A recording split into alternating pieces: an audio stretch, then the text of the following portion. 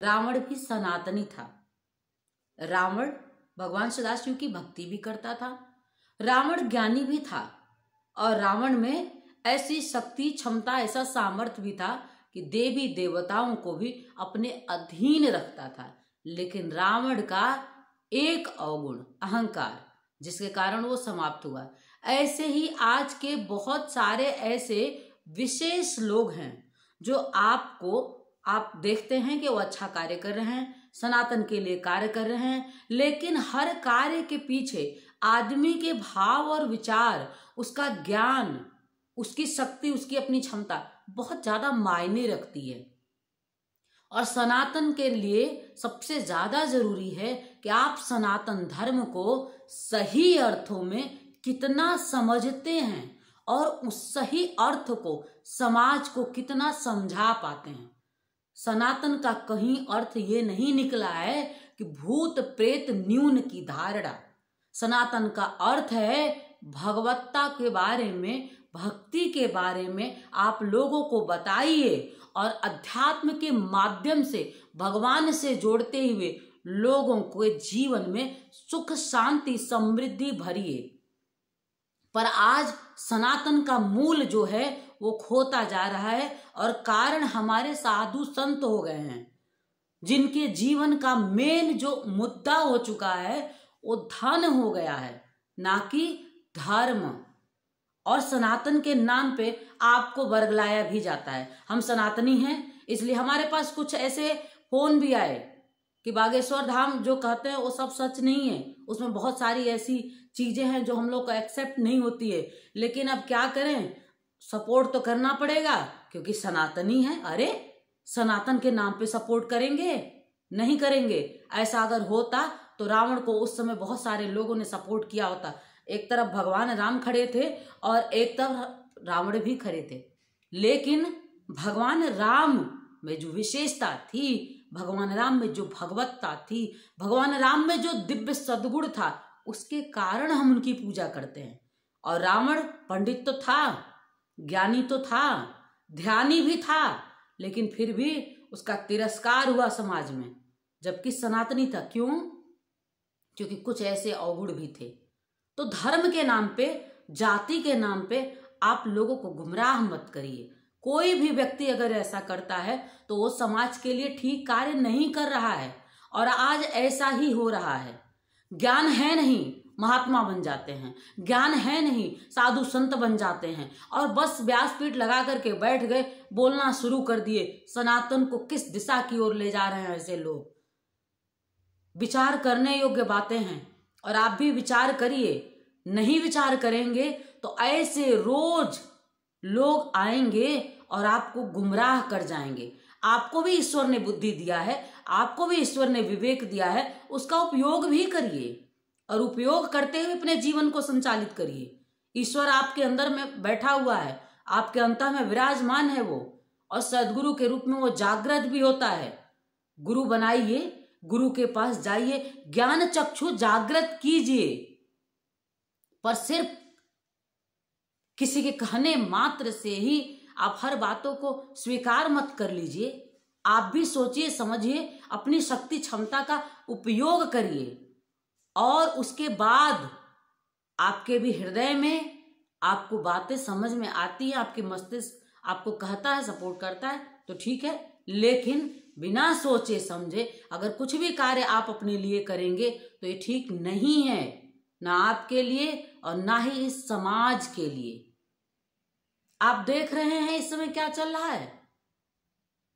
आप बहुत सारे ऐसे लोग हैं कि उनका एक मुद्दा है, एक मुद्दा। पहले के साधु संत कैसे हुआ करते थे? कुटिया बनाते थे, उसी में शांति है, कुटिया में आनंद बरसता था। आज कुटिया मुद्दा, अरे जो लोग सामान्य जन जीवन जो है उसका मानस जो है वो खुद नाना प्रकार की विकृतियों में फंसा हुआ है। मोह माया में लोग, साधु संत कहते हैं तुम मोह माया में मत रहो। मोह माया में उसको आप कहते हैं आप मत रहो, और खुद मोह माया में बैठे कितने साधु संत ऐसे हुए। सत्य साई का आपने नाम सुना है? जब सत्य साई मरे हैं तो उनके घर में से खजाने ही खजाने निकल रहे हैं। क्या दबा के रखा था? क्या जीवन का यही उद्देश्य बना लिया आपने? जब धर्म आपका उद्देश्य नहीं होगा तो सिर्फ धन के पीछे आप भागेंगे, और जिस चीज के पीछे हम भागते हैं वैसी ही मानसिकता हम समाज को देते हैं। आज बागेश्वर को अगर आप देखिए तो राजनीति कर रहे हैं, वो राजनीति के माध्यम से समाज को आप क्या संदेश देंगे? राजनेता इसके लिए बहुत हैं। और रावण का मैंने सिर्फ इसलिए आपको उदाहरण दिया है कि सनातन के नाम पे आपको कोई ठग ना सके, इस बात का ध्यान रखिएगा, कोई भी हो। लेकिन अगर आपको सिर्फ ये कह के वो गुमराह करे, बात दूसरी हो रही है, प्रश्न दूसरा चल रहा। आपके चमत्कार पे लोग प्रश्न कर रहे हैं, आप क्या चमत्कार करते हैं आप बताइए? क्योंकि चमत्कार का आपका दिव्य दरबार लगाते हैं, चमत्कार करते हैं। आप लोगों के जो निज जीवन है, उनका अपना जो जीवन है, सबका एक अपना स्व का जो जीवन होता है, उसके बारे में बता करके प्रसारित करना, इसी को आप चमत्कार कहते हैं। हम इसे कहीं चमत्कार नहीं मानते, कोई भी नहीं मानेगा, क्योंकि ये चमत्कार है ही नहीं। और बहुत दिन तक ये सब चलने वाला नहीं है। इतने विरोध आपके शुरू हो गए हैं, कितने लोग उतर रहे हैं आपके विरोध में। तो जब विरोध शुरू हो गया है, किस चीज का विरोध हो रहा है? क्योंकि जो गलत है, जो आप सही कर रहे हैं, आप भक्ति कर रहे हैं, सही है। आप लोगों को मार्गदर्शन दीजिए, ईश्वर की तरफ बढ़ाइए, सुख शांति समृद्धि ऐसे ही मिलेगी उनको। लेकिन लोगों के निजता पे प्रहार करेंगे आप, और उसको आप चमत्कार कहेंगे, एकदम गलत बात है। और उसी का लोग विरोध कर रहे हैं। ऐसी दूषित मानसिकता का हम परित्याग करते हैं, और आप लोगों को भी ऐसी दूषित मानसिकता का परित्याग करना चाहिए। अगर नहीं करेंगे तो आपके लिए ठीक नहीं है, और समाज में अच्छा संदेश भी नहीं और ये अकेले नहीं है, इनके जैसे पंडोखर, करौली सरकार, सबको ज्ञान हो गया, सबको भविष्य दिखने लगा। आप इतना भविष्य देख पाते हैं तो फिर और भी बड़ी बड़ी चीजें क्यों नहीं बताते? आप इतनी छोटी चीज क्यों बताने लगे हैं?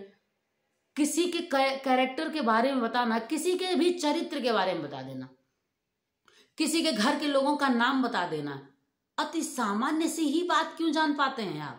कुछ विशेष जान लीजिए, कुछ बड़ा जान लीजिए, आप ब्रह्म ज्ञान को उतार दीजिए, कुछ ऐसा करिए ना। आपके पास शक्ति क्षमता है तो हनुमान जी से, हनुमान की शक्ति तो अपार है, अपार क्षमता है उनके पास,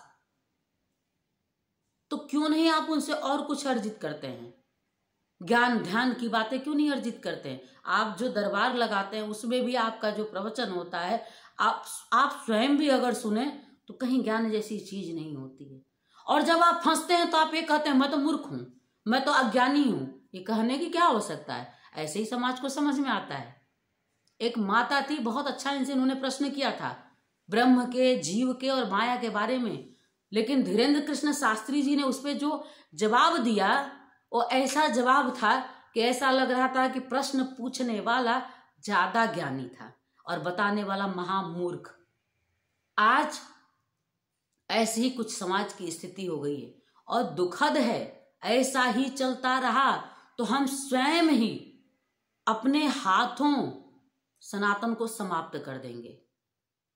आप समझिए चीजों को, आप समझते हुए सत्य की राह पे चलिए। आपको भी भगवान ने ज्ञान दिया है, बुद्धि दिया है, विवेक दिया है और हृदय भी दिया है। सिर्फ किसी के कहने पे गुमराह मत होइए। परखते हुए जीवन को चलेंगे, तब जाकर के जीवन में सुख शांति समृद्धि होगी। हमारे यहाँ भी बहुत सारे, हम संस्था का ही कार्य करते हैं, हमारे यहाँ बहुत सारे लोग आते हैं और जीवन में एक बहुत बड़ा परिवर्तन होता है। लोग रोते हुए आते हैं, हंसते हुए जाते हैं, लेकिन ये तो हमारा कार्य ही है। इसको हम क्या हाईलाइट करेंगे? इसको बताने की आवश्यकता क्या है? इसको हम चमत्कार का नाम क्यों देंगे? चमत्कार कुछ है तो सिर्फ ईश्वर है, और कुछ चमत्कार किसी ने किया है तो सिर्फ ईश्वर ने किया है। तो आप उसे अपने नाम से बुलाने की कोशिश मत कीजिए। और आप लोगों से भी यही निवेदन है, सोचिए, समझिए, परखिए और सत्य को अपनाते हुए सही दिशा में चलिए। सिर्फ इसलिए भीड़ मत लगाइए या सिर्फ इसीलिए किसी का सपोर्ट मत करिए कि वो सनातनी है। बस इतना ही आप लोगों से कहना चाहूंगी। जय गुरुदेव, हर हर महादेव।